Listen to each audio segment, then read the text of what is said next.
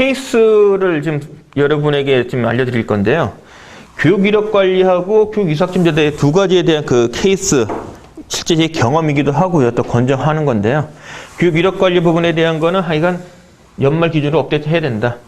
이거는 인사의 큰 틀로 봤을 때는 인사라는 부서에 근무하는 사람으로서 교육 이력 그 개인 인사 카드에 교육 이력 관리를 책임지고 있기 때문에 그건 업데이트 해 주는 것이 타당하다. 그리고 보편적으로 그 조직에서 보면은요, 외부 교육을 많이 가요. 외부 집합교육이나 뭐 인원이 신청. 그러니까 우리가 기획하지 않고 현업부서에서 그 생각을 해서 품에서 쓰고 가는 교육들이 있습니다. 그 교육들의 실적을 여러분 놓치지 않는 게 관건이에요. 그래서 외부교육 참가 신청과 외부교육 결과 보고서를 시스템상으로 할 수 있으면 다행이고요. 안 돼 있으면 최소한 시트로 참가 신청서 결과 보고서 작성하게 하고요. 그것을 여러분이 나중에 요 기간 중에 이력 관리에 넣어야 되는 거예요.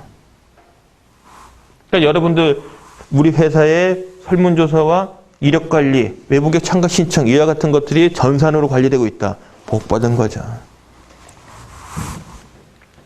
자, 그 다음에 뭐 이력 관리에 들어갈 내용들입니다. 지금 말씀드린 게 이거예요. 전산이 장기적으로는 돼야 되는데 안 됐다고 안 하는 것은 문제라는 거예요. 그게 꼭 수작업이라도 관리는 해야 된다. 잊지 마시고요.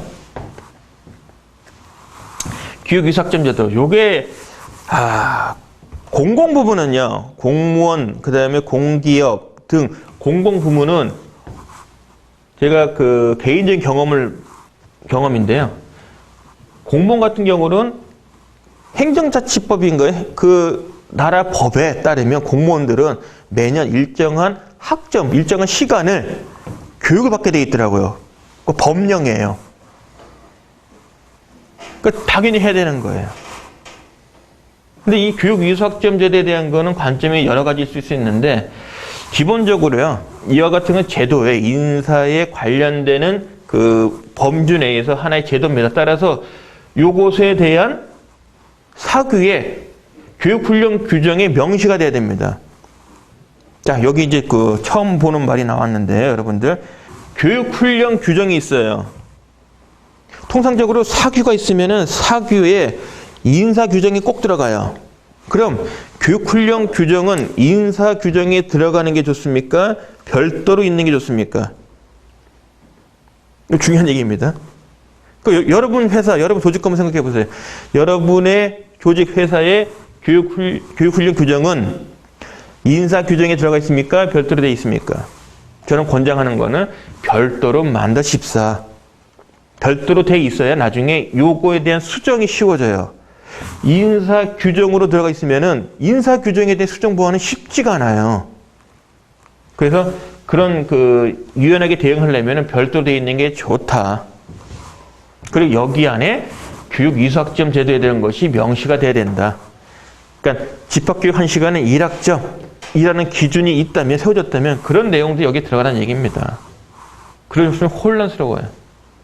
그리고 집합교육은 좀 쉽게 그 산출이 될 거예요. 근데 원격교육, 예를 들면 온라인이나 독서통신이라는 게 있죠. 이와 같은 교육들이 애매모호합니다만은 여러분이 벤치마킹을 해서 동업계 또는 회사 규모 비슷한 데에서 적용하고 있는 수준 정도 하면은 큰 무리 없어요. 예를 들면은 온라인 1개월짜리 과정은 뭐 1학점, 3개월짜리는 뭐 3학점. 보편적으로 이렇게 적용하고 있다면 그런 걸 근거로 해서 삼으셔도 무방은 합니다. 그래서 중요한 건 교육 이수학점 제도는 교육훈련 규정에서 명시를 해야 된다.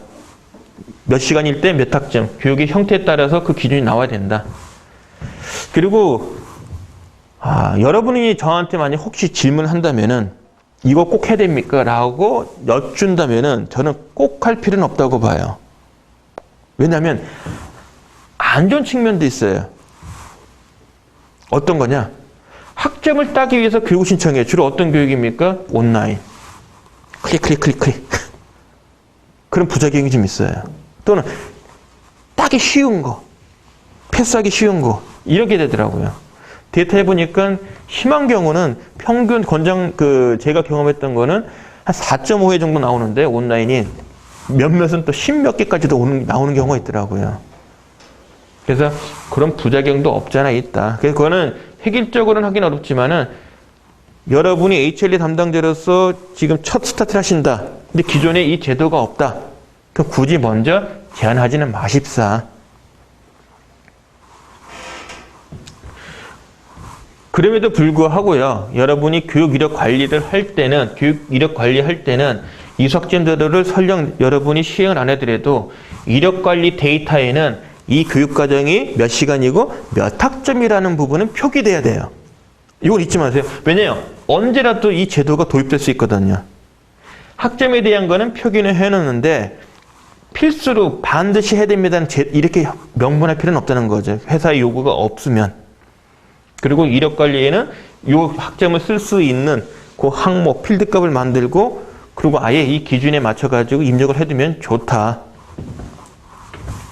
그리고 실질적으로 집합교육을만 놓고 본다면 직무, 현장에서 이루어지는, 현업에서 이루어지는 직무 교육은 1시간도 큰 시간이다. 그렇게 따져봤을 때 1학점에 대한 그 적용 기준은 조금 더 넓게, 관대하게 볼 필요는 있다. 뭐, 악의적인 사람은 사실 드물어. 왜냐하면 그거에 대한 근거, 서베이가, 품위서하고 결과 보고 있잖아요. 그죠?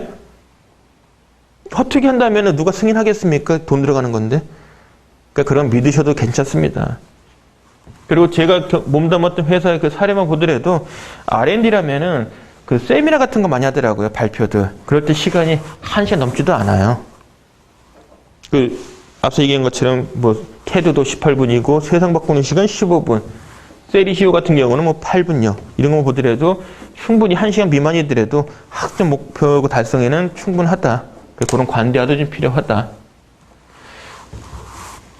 그래서 제가 여러분들한테 필수 교육제도 얘기할 때 이걸 얘기 안 한 이유가 이겁니다. 여러분이 예산은 요만큼인데 이거마저 필수해 보세요.